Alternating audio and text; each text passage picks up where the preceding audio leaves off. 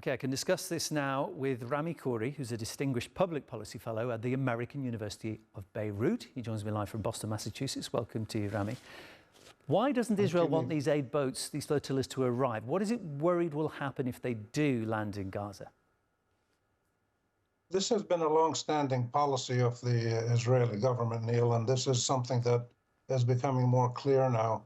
Israel cannot withstand any factual, serious criticism of its genocidal policies, any criticism by anybody, and they will try to destroy the careers of people in the Western world, their academics, if they're journalists, if they're officials. They'll try to shut down university departments. They'll get journalists fired. They can't handle any criticism of Israel or actions that challenge the policies of Israel. And the flotillas are a symbolic political gesture of defiance and resistance and the world's determination to help break the siege of Gaza now that people are dying in bigger and bigger numbers of starvation, let alone being shot and being bombed from the air. But the basic issue is that Israel has taken a fortress mentality position that any criticism of Israel is going to be met with massive resistance, whether it's military attacks or political or destroying people's reputations or killing ordinary people. It's incredibly clear, but the problem for Israel is it's not working because the global pressure against Israel from all sources, governments, UN agencies, international civil society, private sector, students, media, everywhere in the world, there's more and more criticism of the Israeli policies and pressure on Israel to allow more aid, and which is one reason why it's doing these airdrops, which are almost comical, and they're actually dangerous, and they feed a few people here and there, but nothing near what's needed. But Israel is feeling the pressure, and we're really reaching a decisive moment in this conflict. We await news of what has happened to the 21 people on board the Handala. The flotilla ship last month, the Madeleine, they were detained. Those people were deported without incident, really.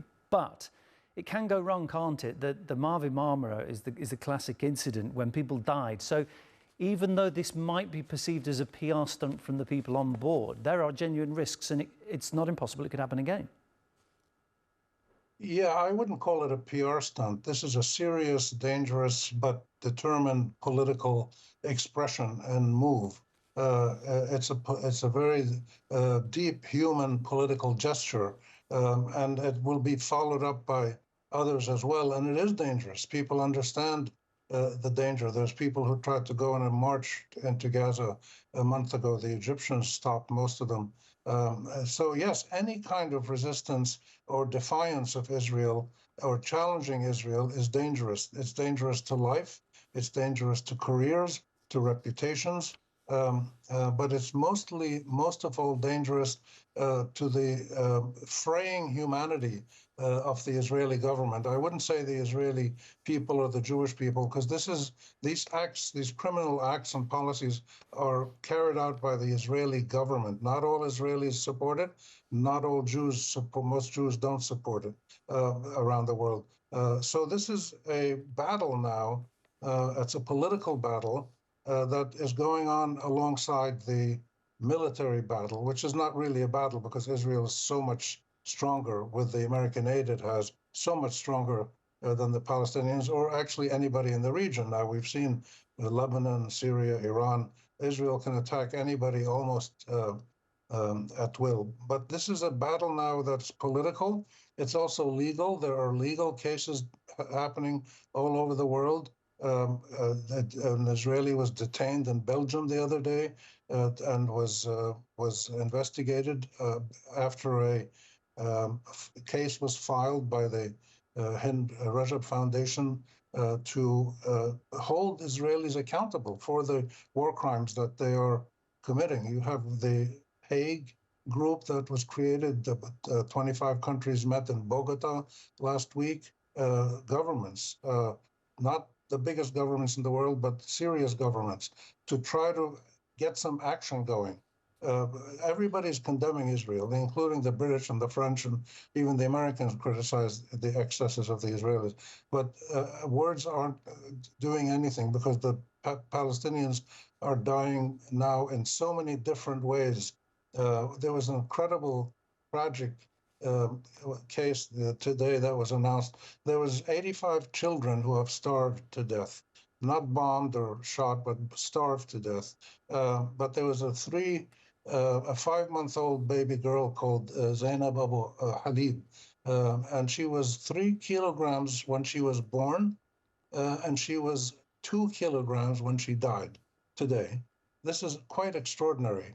But this is what hunger and starvation do. That's for younger kids, of course. And 122 people starved to death in the last about 2 weeks. These numbers are gonna grow quickly, because so many people have reached such a weak level of biological fortitude that their bodies can't survive. Even if you got food to them today, they probably wouldn't survive, because their bodies are not strong enough to process the food, whatever they might get. So this is going to continue, and this is why the Israelis seem to have paused for briefly, and they're stopping the fighting for a couple hours tomorrow to allow some aid to get in.